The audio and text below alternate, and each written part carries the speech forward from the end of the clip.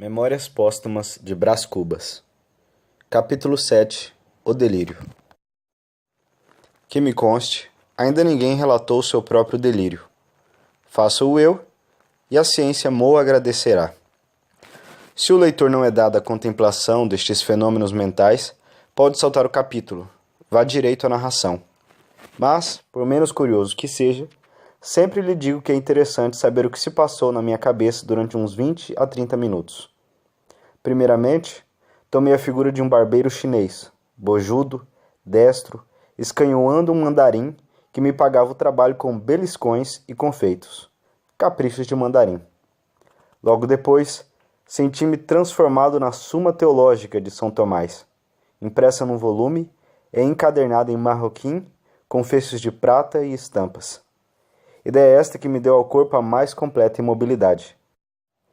E ainda agora me lembra que, sendo as minhas mãos os fechos do livro, e cruzando-as eu sobre o ventre, alguém as descruzava, Virgílio de certo, porque a atitude lhe dava a imagem de um defunto. Ultimamente, restituído à forma humana, vi chegar um hipopótamo, que me arrebatou. Deixei-me ir calado, não sei se por medo ou confiança, mas, dentro em pouco, a carreira de tal modo se tornou vertiginosa que me atrevi a interrogá-lo, e com alguma arte lhe disse que a viagem me parecia sem destino. Engana-se, replicou o animal. Nós vamos à origem dos séculos. Insinuei que deveria ser muitíssimo longe. Mas o hipopótamo não me entendeu ou não me ouviu, se é que não fingiu uma dessas coisas. E perguntando-lhe, visto que ele falava, se era descendente do cavalo de Aquiles ou da asna de Balaão, retorquiu-me com um gesto peculiar a estes dois quadrúpedes.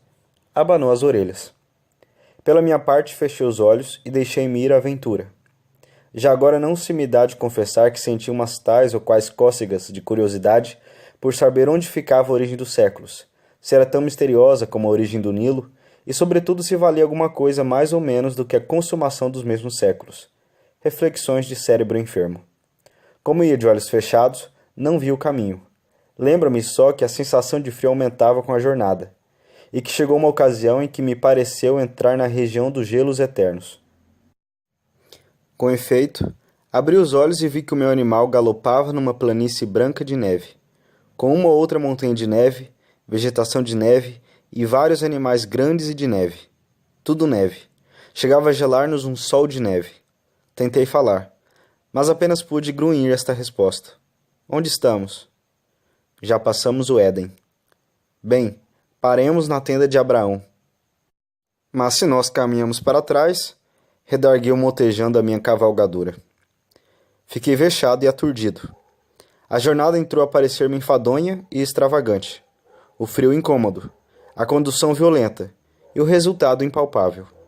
E depois, cogitações de enfermo, dado que chegássemos ao fim indicado, não era impossível que os séculos, irritados com lhes devassarem a origem, me esmagassem entre as unhas que deviam ser tão seculares como eles.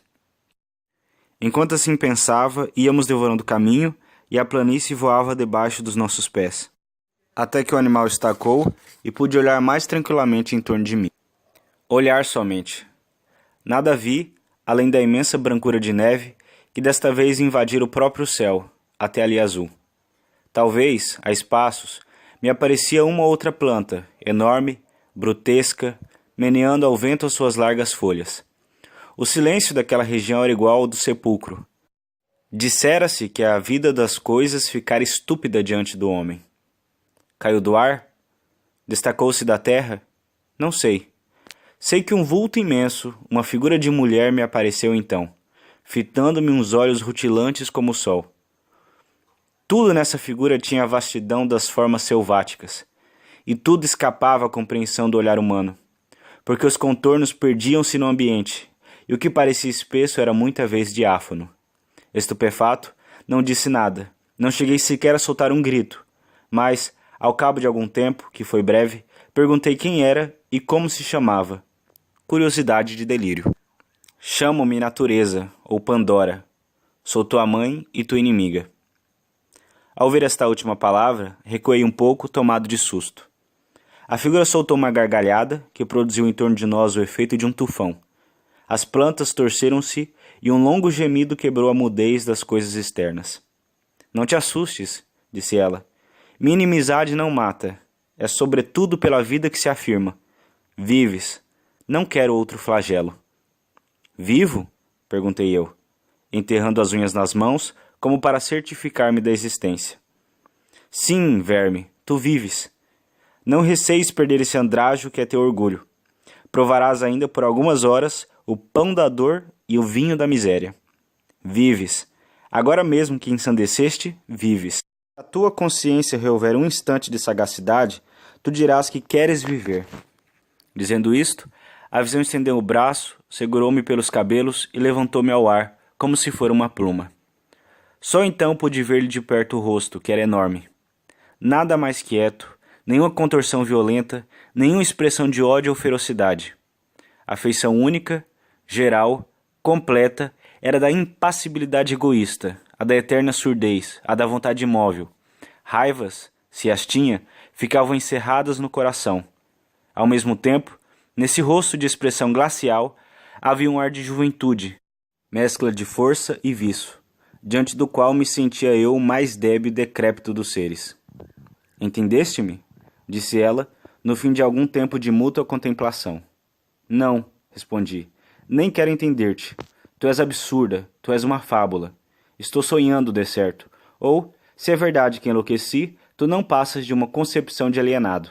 Isto é, uma coisa vã que a razão ausente não pode reger nem palpar. Natureza, tu? A natureza que eu conheço é só mãe e não inimiga. Não faz da vida um flagelo, nem, como tu, traz esse rosto indiferente como o sepulcro. E por que Pandora? Porque levo na minha bolsa os bens e os males, e o maior de todos, a esperança, consolação dos homens. Tremes? Sim, o teu olhar fascina-me. Creio. Eu não sou somente a vida, sou também a morte, e tu estás prestes a devolver-me o que te emprestei. Grande lascivo, espera-te a voluptuosidade do nada. Quando esta palavra ecoou, como um trovão, naquele imenso vale, afigurou-se-me que era o último som que chegava aos meus ouvidos. Pareceu-me sentir a decomposição súbita de mim mesmo. Então encarei-a com olhos súplices e pedi mais alguns anos. Pobre minuto, exclamou. Para que queres tu mais alguns instantes de vida? Para devorar e seres devorado depois? Não estás farto do espetáculo e da luta? Conheces de sobejo tudo o que eu te deparei menos torpe ou menos aflitivo. O alvor do dia, a melancolia da tarde, a quietação da noite, os aspectos da terra, o sono, enfim, o maior benefício de minhas mãos. Que mais queres tu, sublime idiota? Viver somente, não te peço mais nada. Quem me pôs no coração esse amor da vida, senão tu? E, se eu amo a vida, por que te has de golpear a ti mesma matando-me? Porque já não preciso de ti. Não importa o tempo, o minuto que passa, mas o minuto que vem. O minuto que vem é forte, jucundo. Supõe trazer em si a eternidade, e traz a morte. E perece como outro, mas o tempo subsiste. Egoísmo, dizes tu? Sim, egoísmo. Não tem outra lei. Egoísmo, conservação. A onça mata o novilho porque o raciocínio da onça é que ela deve viver. E se o novilho é tenro, tanto melhor. Eis o estatuto universal. Sobe e olha. Isto dizendo, arrebatou-me ao alto de uma montanha. Inclinei os olhos a uma das vertentes e contemplei, durante um tempo largo, ao longe, através de um nevoeiro, uma única coisa. Imagina tu, leitor, uma redução dos séculos, e um desfilar de todos eles, as raças todas, todas as paixões, o tumulto dos impérios, a guerra dos apetites e dos ódios, a destruição recíproca dos seres e das coisas. Tal era o espetáculo, acerbo e curioso espetáculo. A história do homem e da terra tinha assim uma intensidade que lhe não podiam dar nem a imaginação nem a ciência. Porque a ciência é mais lenta e a imaginação mais vaga, enquanto que o que eu ali via era a condensação viva de todos os tempos. Para descrevê-la seria preciso fixar o relâmpago. Os séculos desfilavam num turbilhão, e, não obstante, porque os olhos do delírio são outros, eu via tudo o que se passava diante de mim. Flagelos e delícias, desde essa coisa que se chama glória, até essa outra que se chama miséria. e vi o amor multiplicando a miséria, e vi a miséria agravando a debilidade.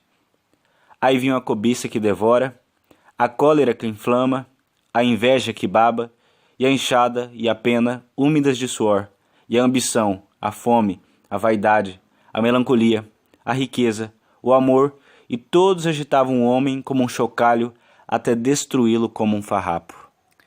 Eram as formas várias de um mal que ora mordia a víscera, ora mordia o pensamento, e passeava eternamente as suas vestes de arlequim em derredor da espécie humana.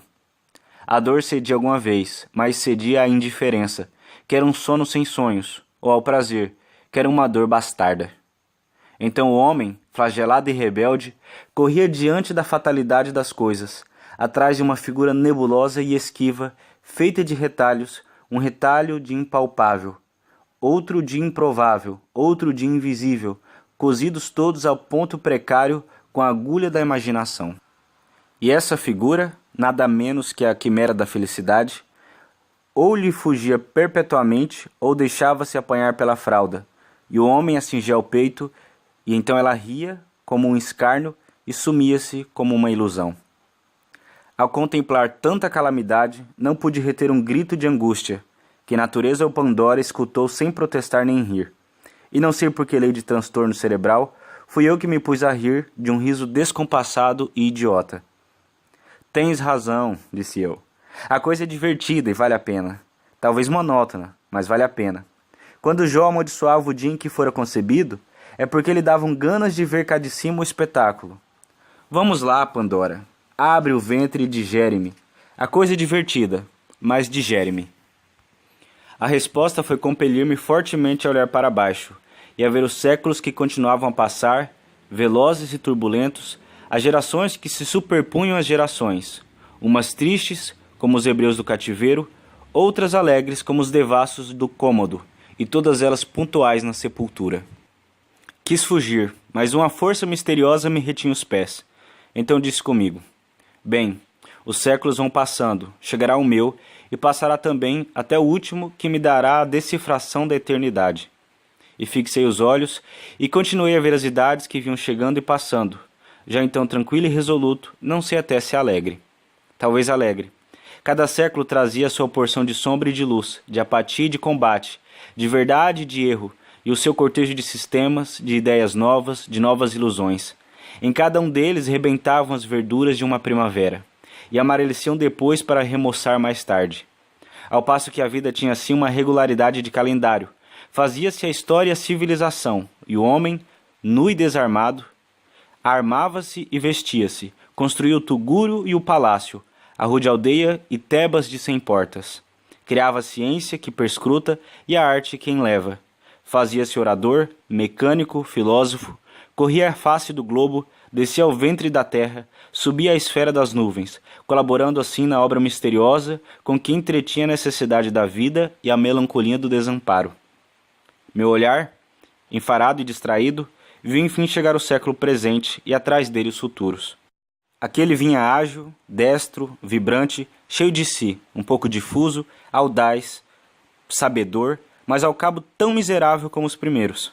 E assim passou, e assim passaram os outros, com a mesma rapidez e igual monotonia. Redobrei de atenção, fitei a vista, e enfim ver o último. Mas então já a rapidez da marcha era tal que escapava a toda compreensão. Ao pé dela o relâmpago seria um século. Talvez por isso entraram os objetos a trocarem-se. Uns cresceram, outros minguaram, outros perderam-se no ambiente. O nevoeiro cobriu tudo, menos o hipopótamo que ali me trouxera, e que, aliás, começou a diminuir, até ficar do tamanho de um gato. Era efetivamente um gato. Encarei-o bem. Era o meu gato sultão, que brincava à porta da alcova com uma bola de papel.